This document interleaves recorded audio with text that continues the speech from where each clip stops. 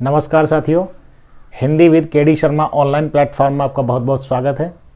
साथियों, हमने 3 क्लास में अपना वर्ण विचार को कंप्लीट किया है, जिसमें हमने स्वर, व्यंजन, अंतस्थ, ऊष्म, संयुक्त, कहने का आशय कि पूरे वर्ण विचार को हमने 3 क्लास में कंप्लीट किया है। आशा करता हूं कि वो आपने याद किया होगा, समझा होगा। फिर भी आपको कहीं समस्या है तो आप कमेंट बॉक्स के माध्यम से अवश्य अवगत कराएं। और उसी क्रम में आज हमारा वर्ण विचार के बाद दूसरी क्लास प्रारंभ है, जिसका विषय है शब्द विचार। तो आज हम दूसरी क्लास प्रारंभ करने जा रहे हैं, शब्द विचार। तो बिना विलंब के आइए शुरू करते हैं, जिसका टॉपिक क्या है? शब्द विचार। शब्द विचार साथियों, वर्ण विचार के साथ साथ दूसरा टॉपिक है शब्द विचार। सबसे पहले जानते हैं शब्द क्या है। 2 या 2 से अधिक वर्णों का मेल जिसका एक सार्थक अर्थ हो उसे हम शब्द कहते हैं।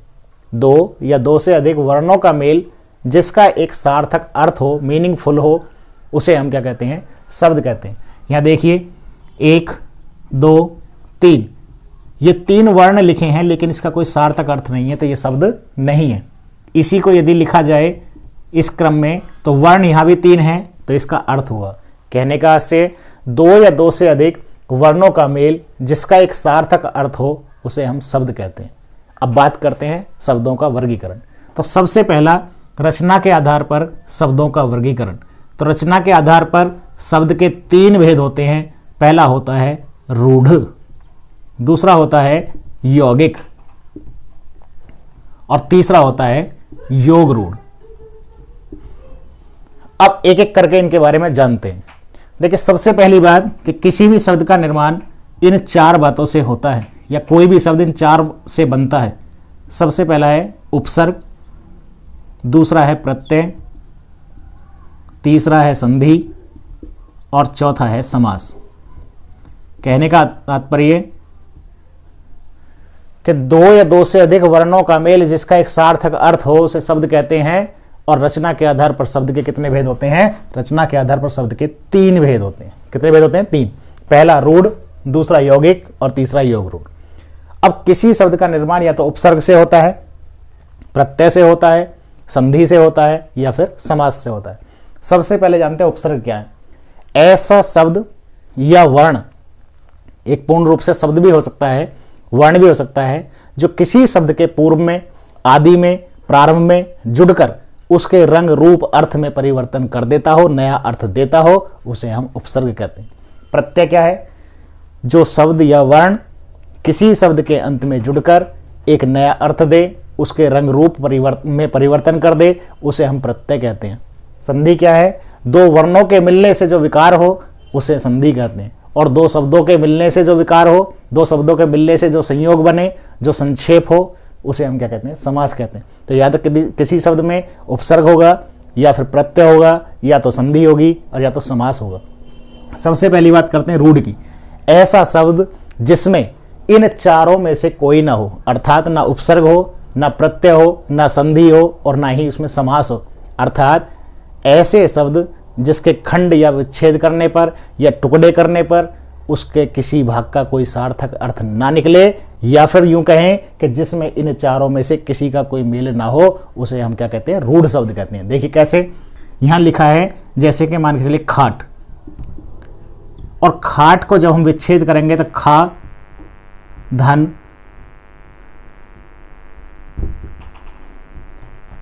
इसका जब विच्छेद करेंगे तो खा प्लस ट, तो ना इसका कोई अर्थ है और ना ही उसका कोई अर्थ है। इसी तरीके से लिखा जाए घोड़ा, तो घोड़ा शब्द में ना तो उपसर्ग है और ना प्रत्यय है, ना संधि है और ना समास है। और यूं इसका विच्छेद करें तो घो प्लस डा, तो ना इस भाग का कोई अर्थ है और ना इस भाग का अर्थ है। अर्थात ऐसे शब्दों को कहते हैं रूढ़ शब्द। उपसर्ग या प्रत्यय किसी भी शब्द में तभी हो सकता है जब उस शब्द में मूल शब्द बचता हो। मूल शब्द के ही प्रारंभ में कुछ जुड़ सकता है और मूल शब्द के ही अंत में कुछ जुड़ सकता है। जैसे अभी यहां देखा जाए बेकसूर, बेकसूर, और यहां देखा जाए बेर। अब यदि इसमें से मैं बे बाहर निकालूं तो मेरा मूल शब्द क्या बचता है? कसूर बचता है। और यदि इसमें से बे बाहर निकालूं तो इसमें कुछ नहीं बचता है, रे बचता है, जो अकेला लुंठित व्यंजन है। कहने का आशय किसी भी शब्द के प्रारंभ में या अंत में तभी उपसर्ग या प्रत्यय जुड़ सकते हैं जब उस शब्द में मूल शब्द हो, और किसी भी शब्द में एक से अधिक उपसर्ग, एक से अधिक प्रत्यय भी हो सकते हैं। जैसे उदाहरण के लिए अभी देखा जाए अपमानित, अपमानित, इसमें सबसे पहले अप को बाहर निकाला तो एक उपसर्ग हुआ, मान मूल शब्द हुआ, और इसमें इत जुड़ गया तो एक उपसर्ग, एक प्रत्यय, एक मूल शब्द। इस प्रकार से आपका क्या बना, एक नया शब्द बना। तो पहला शब्द है रूढ़, ऐसे शब्द जिनके खंड करने पर किसी भाग का कोई अर्थ न निकले। अब बात करते हैं यौगिक की, ऐसे शब्द जिनका खंड या विच्छेद करने पर, टुकड़े करने पर दोनों भागों का सार्थक अर्थ निकलता हो, उसे हम रूढ़ शब्द कहते हैं। या ऐसे शब्द जिसमें उपसर्ग हो या प्रत्यय हो या संधि हो या समास हो, या फिर इन चारों में से चारों ही हो या कम से कम एक हो, उसे हम क्या कहते हैं, यौगिक शब्द। जैसे उदाहरण के रूप में देखा जाए पुस्तकालय, पुस्तकालय, तो इसमें पुस्तक का भी अर्थ है और आलय का भी अर्थ है। इसमें ए और इसका आ, इसका मतलब इसमें दीर्घ संधि भी है। पुस्तक के लिए आलय, इसका मतलब इसमें संप्रदान तत्पुरुष समास भी है। कहने का आशय इन शब्दों को जिनके खंड करने पर, टुकड़े करने पर या विच्छेद करने पर प्रत्येक भाग का अपना अपना एक सार्थक अर्थ हो, उसे हम यौगिक शब्द कहते हैं, या फिर संधि, समास, उपसर्ग, प्रत्यय में से कोई एक हो। अब बात करते हैं योग रूढ़ की। योग रूढ़ का अर्थ क्या है, ऐसे शब्द जो एक विशेष अर्थ में प्रयोग किए जाते हों, जिनका कोई एक तीसरा नया अर्थ निकल जाता हो। जैसे शब्द लिखा जाए अभी पंकज, अब पंकज का अर्थ है कीचड़ में पैदा होने वाला, अर्थात कौन, कमल। अब कीचड़ में धान, गन्ना, मक्का, ज्वार, बाजरा आदि पैदा हो तो उसे संज्ञा हम पंकज की नहीं दे सकते। अर्थात कहने का तात्पर्य कि वे शब्द जिनका एक अपना विशेष अर्थ हो, या यूं कहें कि ऐसे शब्द जिनका कोई एक तीसरा नया अर्थ निकल जाता हो, उसे हम योग रूढ़ शब्द कहते हैं। और सभी योग रूढ़ शब्द समास रूढ़ शब्द भी कहलाते हैं, और सभी समास रूढ़ या योग रूढ़ शब्द बहुब्रीहि समास के अंतर्गत आते हैं। और सभी योग रूढ़ या समास रूढ़ या बहुब्रीहि समास किसी न किसी का पर्यायवाची भी अवश्य होते हैं। जैसे अब ये लिखा है पंकज, यूं जानिए कि जिस शब्द के अंत में ये जय प्रत्यय रूप में लगा हो, किस रूप में लगा हो, प्रत्यय रूप में लगा हो, उसका अर्थ होता है जन्म होना या पैदा होना, जन्म होना या पैदा होना। कैसे, जैसे लिखा जाए अंडज, अंडे से पैदा होना, पिंडज शरीर से पैदा होना, स्वेदज पसीने से पैदा होना, उद्भिज जमीन फोड़ के पैदा होना, जितने भी हमारे सीड से जर्मिनेशन करते हैं, अंकुरन करते हैं। उसके बाद जलज जल से पैदा होना, देशज देश में पैदा होना, विदेशज विदेश से पैदा होना, ठीक है। उसके बाद आगे द्विज, इसको कई बार पूछा है एग्जाम ने कि द्विज के 3 अर्थ होते हैं, ब्राह्मण, पक्षी और दांत। क्वेश्चन कैसे पूछेगा कि निम्नलिखित में से द्विज का अर्थ नहीं है, तो आपको बताना है पक्षी, ब्राह्मण, दांत, ये तीनों द्विज के अर्थ होते हैं और ये चौथा अर्थ नहीं होता है। तो इस प्रकार जिस शब्द के अंत में जय प्रत्यय रूप में लगा हो और उसका नया अर्थ निकलता हो, वो सब क्या होगा, पैदा होना। नेक्स्ट बात करते हैं, अब करते हैं उत्पत्ति के आधार पर शब्दों के भेद।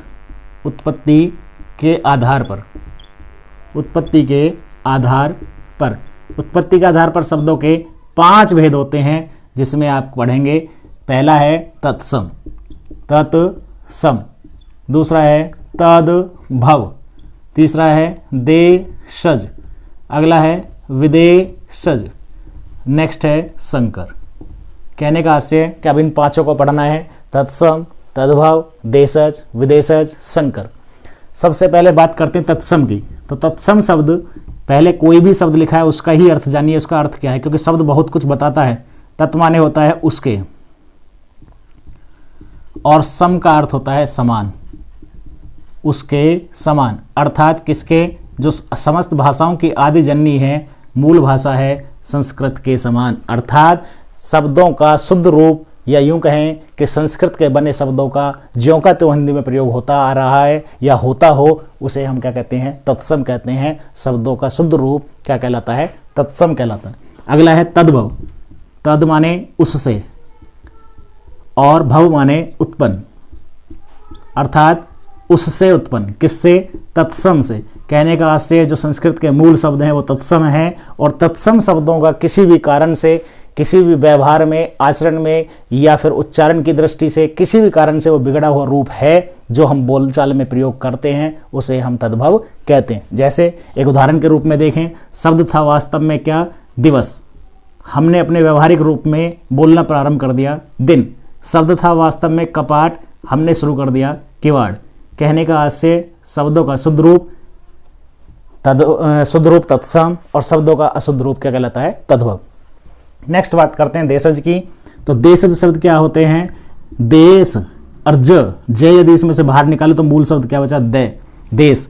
मैंने अभी बताया आपको कि जिस शब्द के अंत में ज प्रत्यय रूप में लगा हो वो सब क्या कहलाएंगे? पैदा होना या उत्पन्न होना। तो देशज का आशय है कि ऐसे शब्द जो अपने ही देश क्षेत्र में या भौगोलिक परिवेश में, व्यवहार में, बोलचाल में चले आ रहे हो, प्रचलन में, उन्हें हम देशज शब्द कहते हैं। जिनकी उत्पत्ति का कोई व्याकरणिक स्रोत ना हो, कोई प्रमाणिक जानकारी ना हो, ऐसे शब्दों को हम क्या कहते हैं? देशज। जैसे शब्द लिखा जाए ढोर, लिखा जाए बिटोरा, शब्द लिखा जाए लोटा, ये शब्द क्या है हमारे? जैसे लिखा जाए ऊट पटांग, जैसे लिखा जाए गड़बड़ घोटाला, गड़बड़ घोटाला। कहने का आशय कि ऐसे शब्द जिनकी उत्पत्ति का कोई निश्चित पता ना हो, प्रमाणिक जानकारी ना हो, व्याकरणिक स्रोत ना हो, उसे हम क्या कहते हैं? देशज शब्द। बात करते हैं विदेशज की। ऐसे शब्द जो किसी भी विदेशी भाषा से बोले चले आ रहे हों या बोले जाते हों, वो विदेशी भाषा कोई भी हो सकती है, उसे हम क्या कहते हैं? विदेशज शब्द कहेंगे।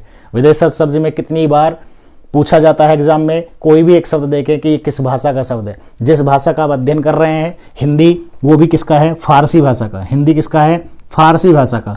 अब अगली बात, वकील क्या लड़ता है? मुकदमा। वकील क्या लड़ता है? मुकदमा। तो वकील और मुकदमा दोनों ही किसके हैं? अरबी भाषा के हैं। दोनों ही किसके हैं? अरबी भाषा के हैं।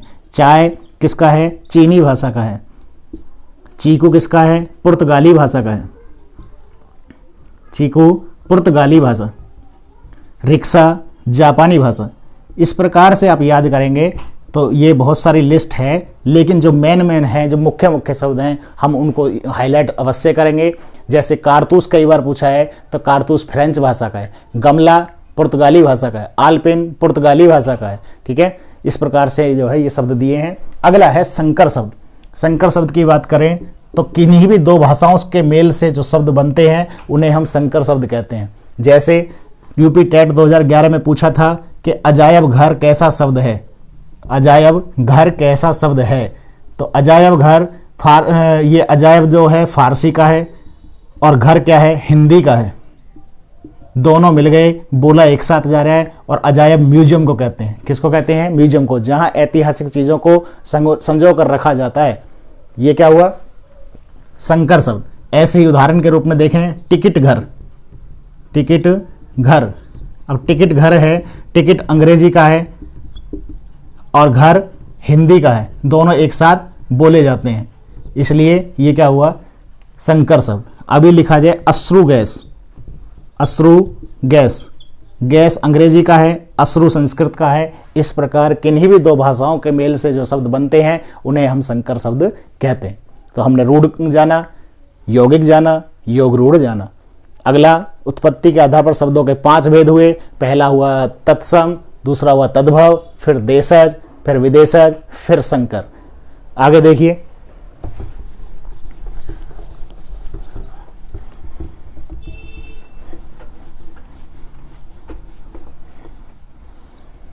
नेक्स्ट है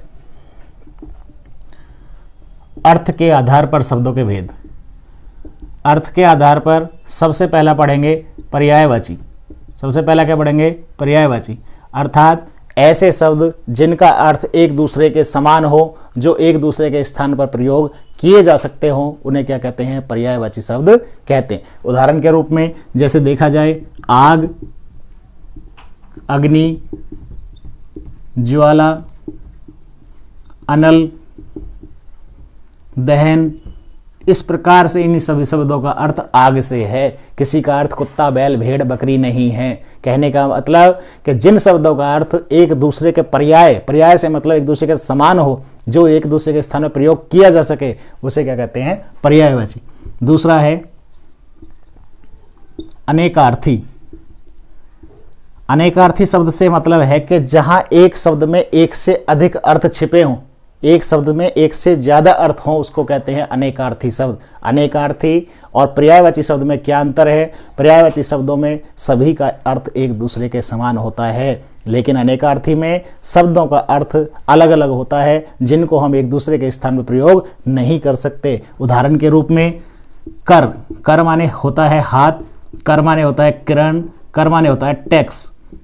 अब ये देखिए तीनों अर्थ अलग हैं और तीनों ही एक ही शब्द के अर्थ हैं, किसके? कर के, लेकिन तीनों को एक दूसरे के स्थान में प्रयोग नहीं कर सकते। जबकि आग, अग्नि, ज्वाला, पावक, अनल, दहन, इन सब को हम एक दूसरे के स्थान में प्रयोग कर सकते हैं। जल कहें, नीर कहें, वारी कहें, तोय कहें, पानी कहें, इन सब का अर्थ जल से ही है, लेकिन कनक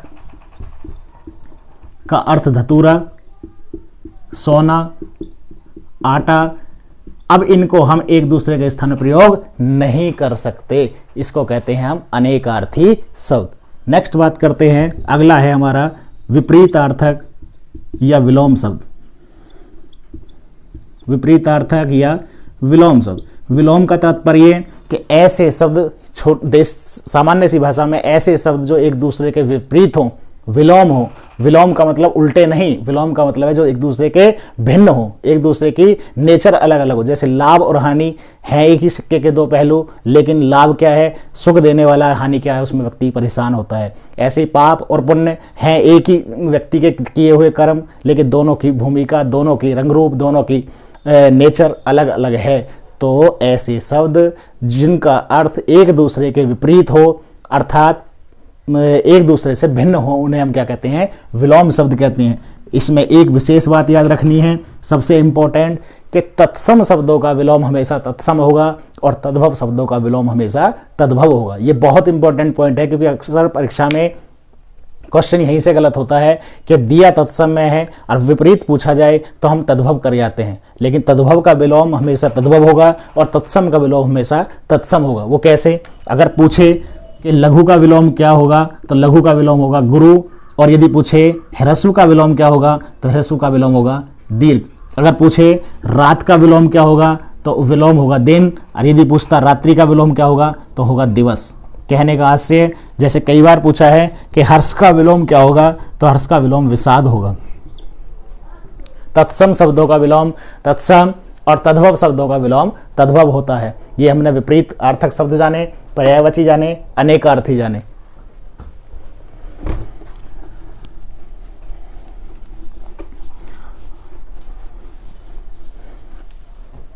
नेक्स्ट बात करते हैं विकार के आधार पर। विकार के आधार पर देखिए, विकार से आशय है परिवर्तन। विकार से आशय क्या है? परिवर्तन।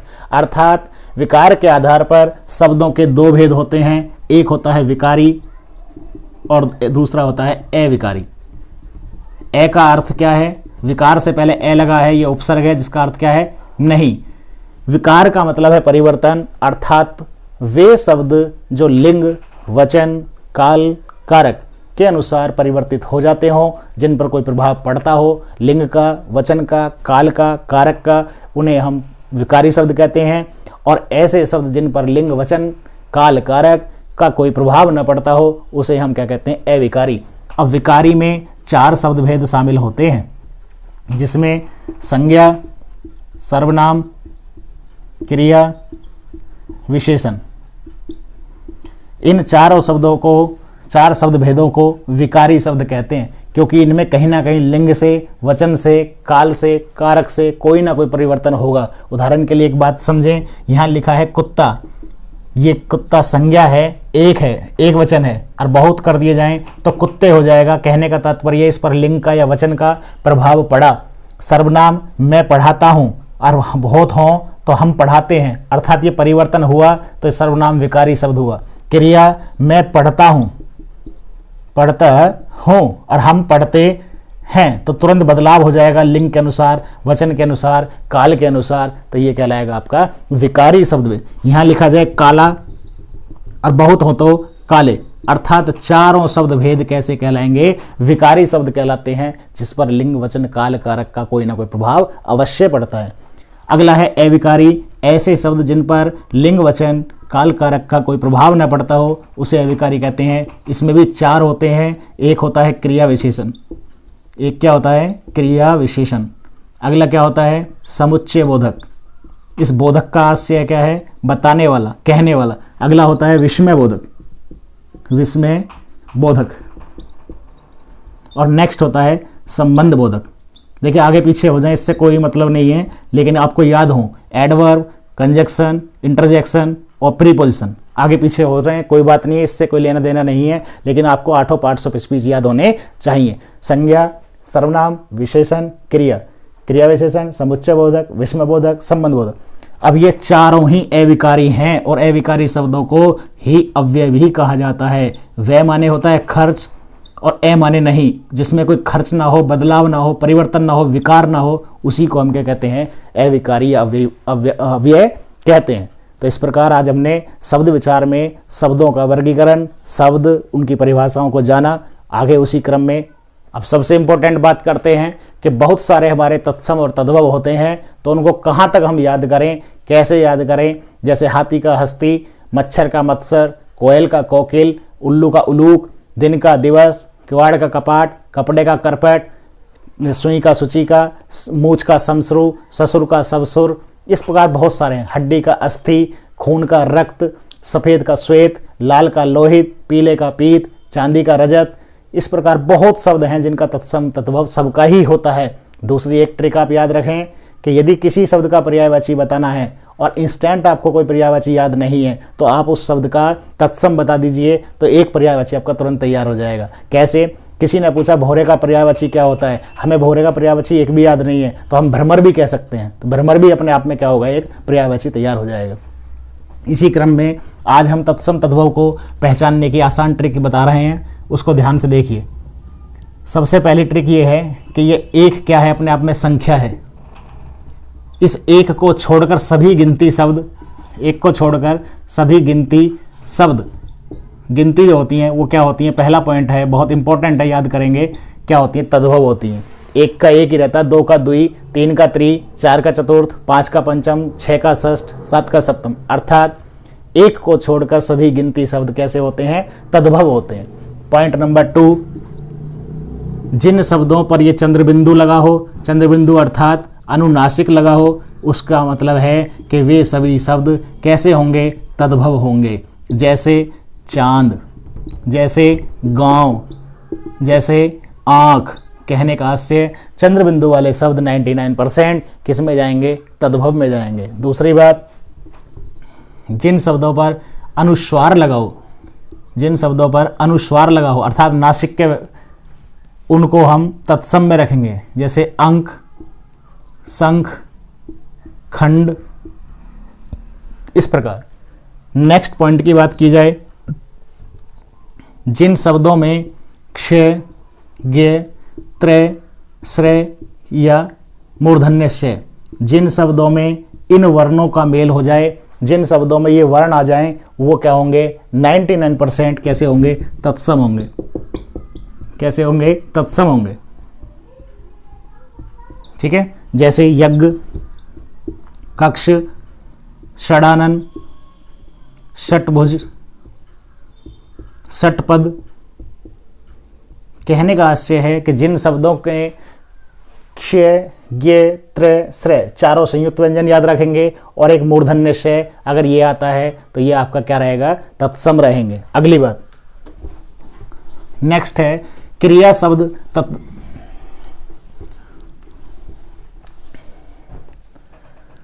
नेक्स्ट है क्रिया शब्द। क्रिया शब्द कैसे होते हैं? तद्भव होते हैं।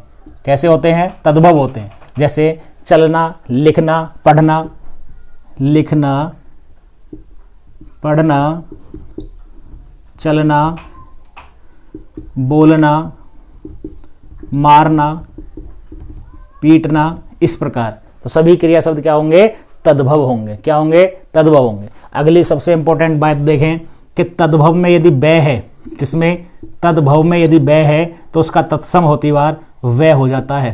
क्या होतिवार, तत्सम होतिवार उसका वह हो जाता है। कैसे, जैसे बंदर तो हो जाएगा वानर, जैसे लिखा जाए बहु तो इसका हो जाएगा वधु, जैसे लिखा जाए बछड़ा तो इसका हो जाएगा वत्स, जैसे लिखा जाए बालक तो इसका हो जाएगा वत्स, जैसे लिखा जाए बारात तो इसका हो जाएगा वरयात्रा। इस प्रकार से हम बहुत सारे शब्दों को, तत्सम और तद्भव को बड़ी आसान ट्रिक के माध्यम से समझ सकते हैं, याद कर सकते हैं। बाकी इसके अलावा अन्य जितने भी हैं वो आप अपने स्वयं से भी याद कर सकते हैं, और नहीं तो आपको डिस्क्रिप्शन में PDF का लिंक मिल जाएगा, आप इससे भी डाउनलोड कर सकते हैं। तो आशा करता हूं कि आपको आज का वीडियो बहुत पसंद आया होगा, और अपने कीमती सुझाव, बहुमूल्य सुझाव मुझे कमेंट बॉक्स के माध्यम से अवश्य दें। आपका कोई क्वेश्चन है उसको अवश्य दें। आगे निरंतर मेरा प्रयास रहेगा कि आपको बेहतर से बेहतर क्लास मिलती रहे।